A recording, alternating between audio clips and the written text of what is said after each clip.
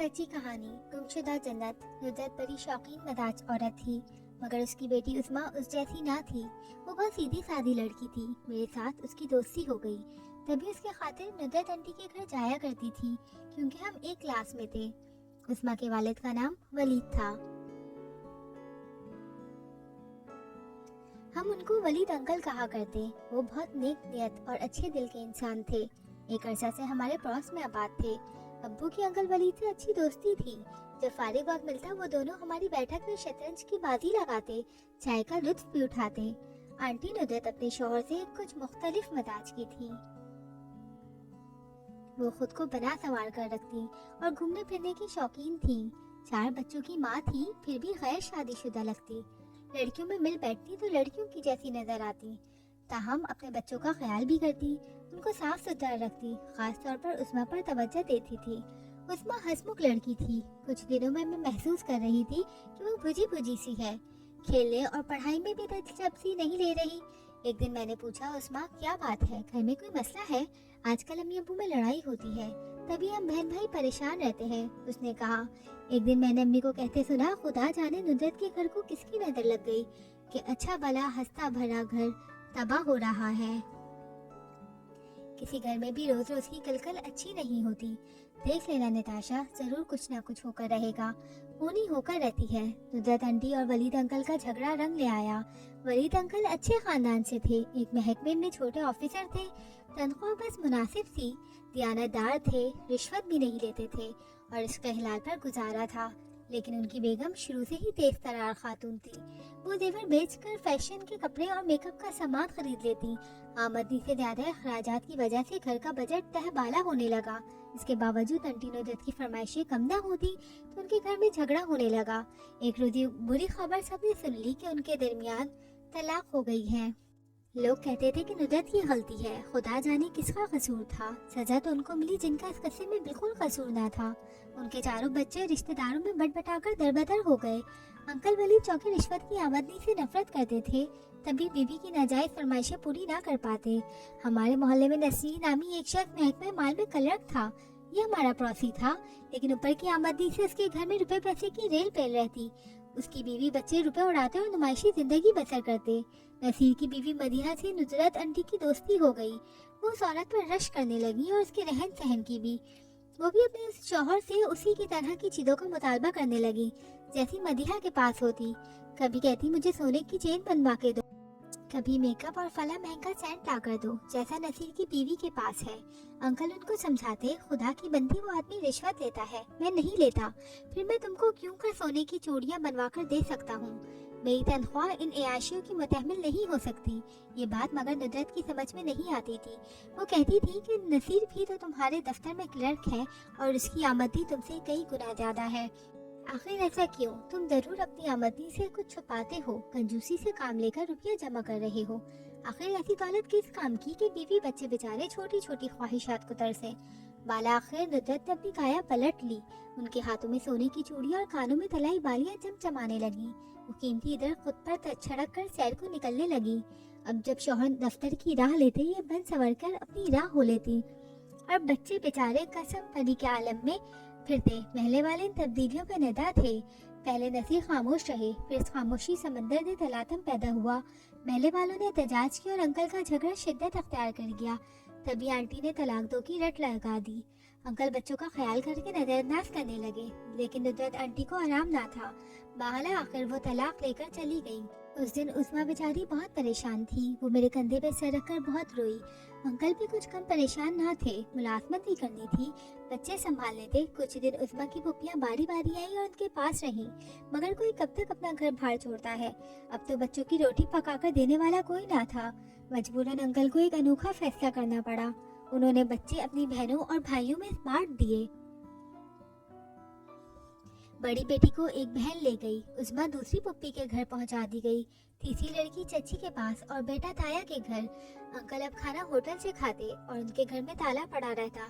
एक दिन पता चला नुसरत आंटी आई हैं। वो महल्ले के एक मौजूद शख्स के घर आई। ये साहब पहले भी कई बार उनके झगड़े निपटा चुके थे। उन्होंने भी आंटी से बच्चों को मिलवाने का बंदोबस्त किया था।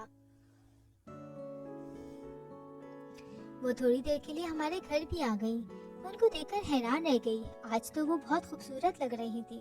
انہوں نے امی سے کہا، میں نے ارمغان صاحب سے شادی کر لی ہے۔ ان کا بناؤ سنگھار دیکھنے کے قابل تھا، قد کاٹ تو ویسے ہی قابل دید تھا، تاہم جس شخص سے انہوں نے شادی کی وہ کوئی بہتر انسان نہ تھا۔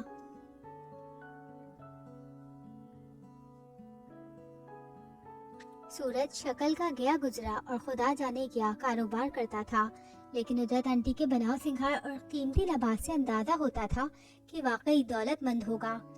وہ آنٹی کو بتا رہی تھی کہ میں ولید کے مالی حالات سے تنگ آ گئی تھی، نوکری کرنے کا سوچ کر ارمغان صاحب کے پاس گئی۔ انہوں نے مجھ کو شادی کی آفر کر دی، میں تو غربت سے نکلنے کی درینہ آرزو رکھتی تھی۔ وہ میری اس درینہ آرزو کو پورا کرنا چاہتے تھے۔ پہلے انہوں نے مجھ کو سونے کی چوڑیاں دلوائی، کہا کہ رقم جب چاہو دے دینا، بے شک قسطوں میں سنار کو ادا کر دینا۔ میں نے ولید کو یہ بات بتائی، ان کو پسند نہ آئی اور وہ مجھ پر بہت جھگڑا کرنے لگے، کہنے لگے جسے زیورات لائی ہو واپس کر آؤ ورنہ ہم ان کی قسطیں ادا نہ کر سکیں گے۔ بس اس بات پر لڑائی بڑھتی گئی اور اس بات طلاق پر ختم ہو گئی۔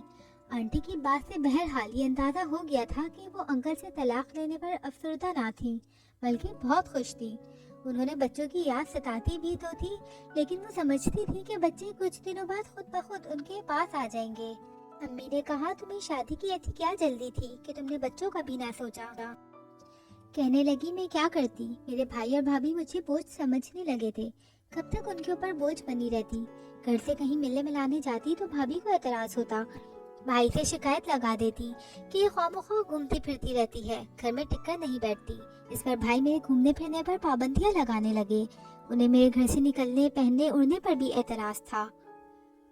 ایک دن میں نے زیورات کا ایک سیٹ خریدا، بھائی کو پتہ چلا۔ انہوں نے بھائی سے کہا کہ ندرت سے پوچھو کہ مہنگی مہنگی سیٹ کہاں سے لاتی ہے۔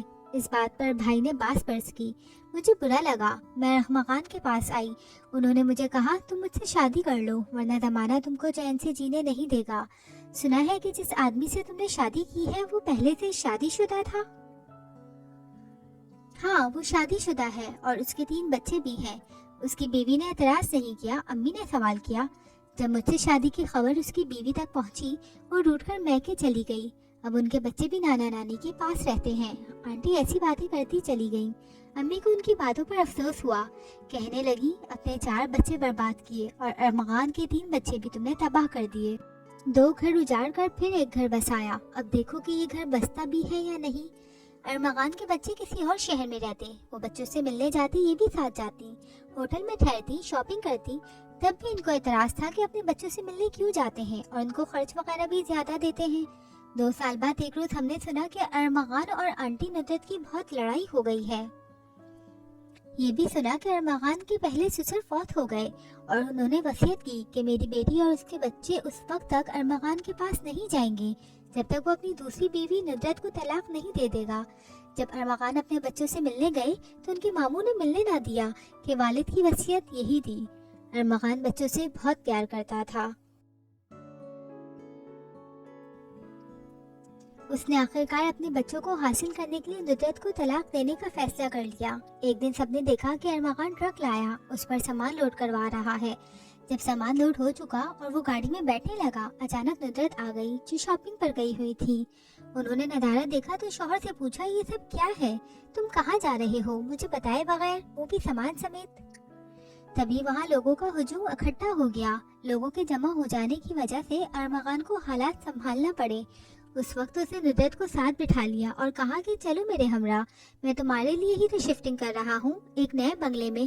تم کو اس وجہ سے نہ بتایا کہ سرپرائز دینا چاہتا تھا، لیکن اپنے شہر لے جا کر اس کو طلاق دے دی اور خود پہلی بیوی کے گھر چلا گیا۔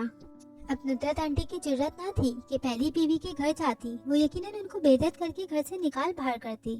کوئی چارہ نہ تھا واپس اپنے بھائی کے گھر واپس آ جانے کے۔ ایک روز والد صاحب اپنے دوست کے توسط سے ارمغان کے پاس گئے، پوچھا، جب تم نے اس کو طلاق ہی دینی تھی تو شادی کیوں کی؟ اس کے بچے دربدر ہوئے اور وہ بیچاری بے گھر ہو گئی، تم کو اس کا آسرا نہیں توڑنا چاہیے تھا۔ وہ ایسی عورت ہے جس کی خواہشات کا سمندر کا کوئی کنارہ نہیں. اس کو روز ایک نیا جوڑا چاہیے. زیورات سے اس کا دل نہیں بھرتا. ہفتے میں 2 بار شاپنگ کرنے کی ضرور جاتی ہے.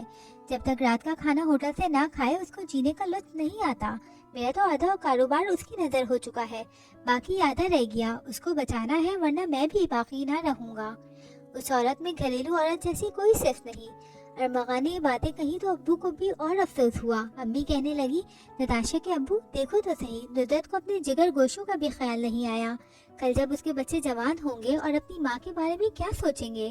آپ کیوں ارمغان کے پاس گئے؟ بھاڑ میں جائیے دونوں. امی بولی, ولید میرا دوست ہے, مدت کا پڑوسی ہے. مجھے اس کا دکھ دیکھا نہیں جاتا. غمزدہ رہتا ہے بچوں کے لیے. سوچا ندرت کے حالات معلوم کر لوں, شاید ان کے بیچ دوبارہ صلح کی کوئی گنجائش نکل آئے. اب کہاں ہونے لگی صلح, طلاق ہو گئی ہے, وہ بھی ندرت نے خود اپنی مرضی سے لی ہے. اب کیا دوبارہ شادی کرے گی ولید سے؟ والد صاحب امی کی بات سن کر چپ ہو گئے. اس واقعے کو بہت دن گزر گئے. پھر ایک روز ہم یہ دیکھ کر حیران رہ گئے کہ ندرت انٹی آئی ہے, بری حالت میں کہ پہچانی نہ جاتی تھی. معمولی لباس, بال بھی الجھے ہوئے, لگتا تھا بہت دکھی ہے. امی نے حیرت سے دیکھا. ندرت یہ تم ہو, کیا ہو گیا ہے تمہیں؟ نتاشا کی امی, بس نہ پوچھو, کون سا دکھ نہیں ہے. سچ کہوں تو دنیا میں کسی شے کی کوئی حقیقت نہیں.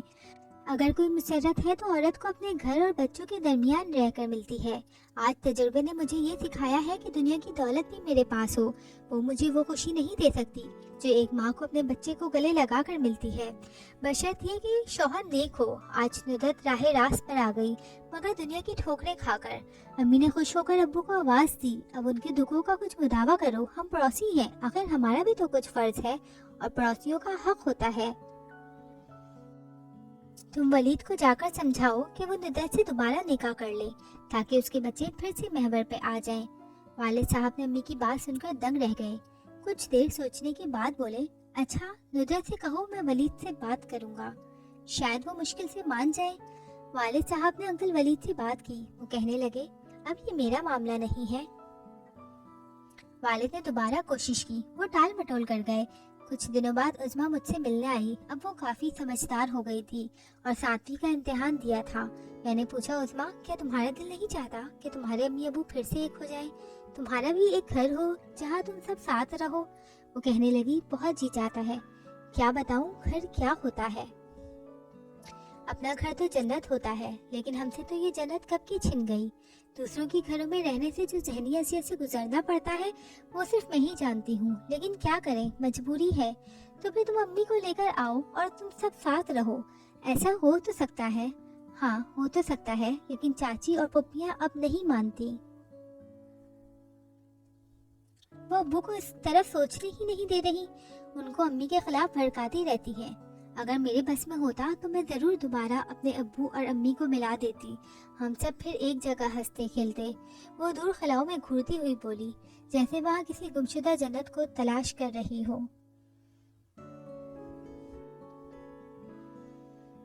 اگر آپ کو میری کہانی پسند آئی تو پلیز آپ میرا چینل سبسکرائب کریں. شکریہ.